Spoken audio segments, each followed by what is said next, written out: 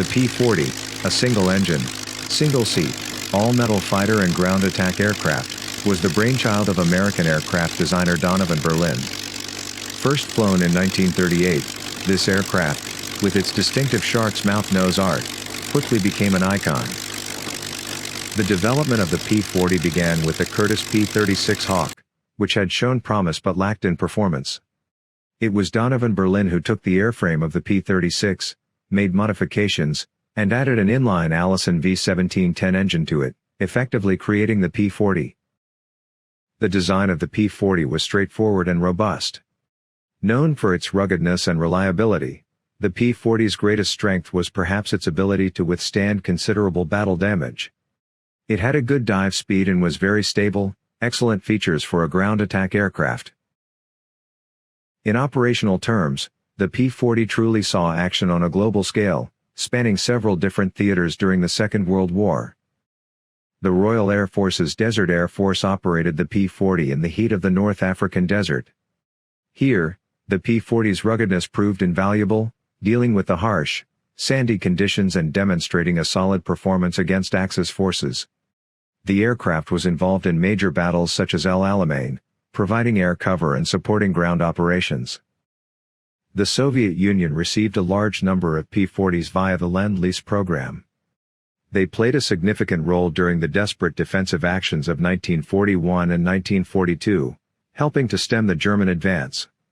Soviet pilots initially struggled with the unfamiliar aircraft, but with time, they started to appreciate the fighter's ruggedness and firepower, especially when used in low-altitude ground attack roles.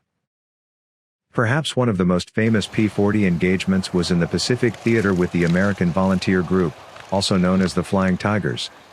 Under the command of Claire Lee Chennault, this group painted their P-40s with a distinctive shark mouth design, adding to the aircraft's legacy. Despite being vastly outnumbered, they put up a valiant defense against the Japanese forces over China and Burma, boosting Allied morale. Down under, both the Royal Australian Air Force and the Royal New Zealand Air Force made extensive use of the P-40. In the Pacific Theater, the P-40 was often the only fighter available in quantity to counter Japanese advances, and it served bravely in multiple defensive and offensive operations. After Italy's armistice with the Allies in 1943, the Italian co-belligerent Air Force received a number of P-40s, which were used in combat against German forces.